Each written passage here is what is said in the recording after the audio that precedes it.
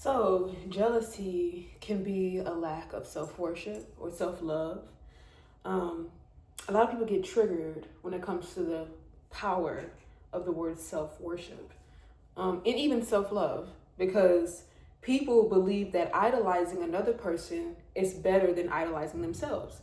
So, we tend to look at statues of other great beings, but we won't look at the statues of ourselves. So, I really think that that's a part of the patriarchal society where the domination and the empowerment of another being is more powerful than yourself. So if you feel that self-worship is triggering, let me allow you to think of something different. Look at it from a different perspective, that self-worship is really good to a certain degree, meaning that instead of looking at a different individual or looking in the sky or looking elsewhere outside of me, I'm actually looking within in not worshiping the physical, the flesh, because I think that's where we get it wrong a lot, but worship of the soul.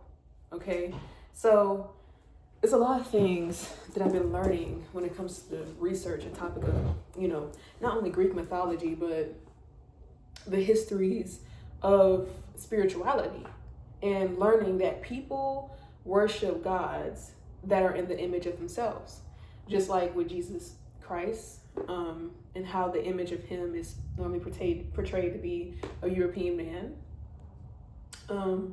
or in African traditions, voodoo, how most of the spirits that are worshipped are African. It's about how people tend to worship those individuals who are in the likeliness of their own image. I don't want to get too much on that because that's a little bit spicy. Who cares? I'm just going to say. Okay, so something I've been really into recently is understanding how people become major in life. Those who have the most power in this realm are those individuals who have mastered the art of worship and praise, not only from themselves, but the entirety of the collective. Okay, this is when one person gets put on a pedestal so deeply that the entirety of the population, there's nothing that person could do wrong. Okay, that's called power and influence. That's called power and influence. So where we're getting with this is basically, don't be afraid of self-worship, because what self-worship truly looks like is different than what we tend to see and read within the Bible or interpret from the Bible. Okay, not the Bible is the problem, but the interpretation of thinking that it is ego, arrogance. But really, the worship and praise of the soul is really just saying, I admire being me. I don't look outside of me for the answer. I look from within me for the answer. You understand? And so this can be very intense and triggering to those individuals who are super keen on looking outside of everything else, finding anything else to worship, finding everyone else but themselves. And it's crazy how the person who's been there with you since birth is your spirit, your soul, yourself. No one else, nothing else, nowhere else. And so those individuals who you put on a pedestal, they come in and out of your life, okay? And the celebrities that you worship and you look up to, they don't even know your existence. They don't care about your existence. All they care about is their existence and them getting praised. How come a celebrity is more receptive to getting worshiped and praised than you? You believe that worshiping a celebrity it's more powerful. You're more in tune with worshiping a celebrity than worshiping yourself, because worshiping yourself is the devil. But you'll do it to a celebrity who doesn't even know you exist. You're non-existent to them. They don't care about anything that you're doing. It's deep. And so it's very important to understand that I'm not neglecting the art of worshiping other people, worshiping gods, worshiping whatever you want to worship.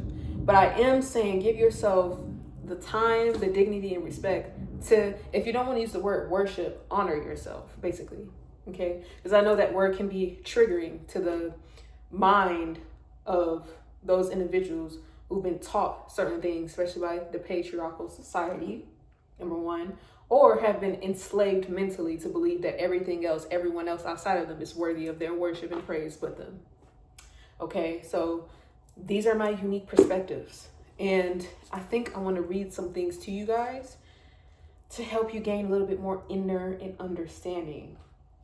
It's just about goddesses, gods, and just really digesting the fact that different gods that people worship in spirituality, in the history of spirituality, are always going to be gods that resemble them by race, by hair texture, by everything. Okay, so just keep that in mind. People can create their own gods. People can create a god that they worship that reflects them, that it's a mirror of them. You can worship anything and anyone. Just take into account yourself and take into account spirit. Okay? Mwah.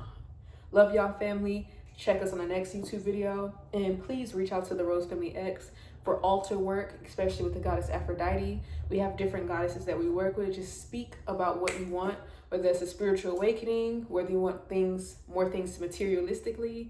We help in every department when it comes to that spiritual type work. So please contact us. And I may want to show you guys a little bit of my altar, just a little bit.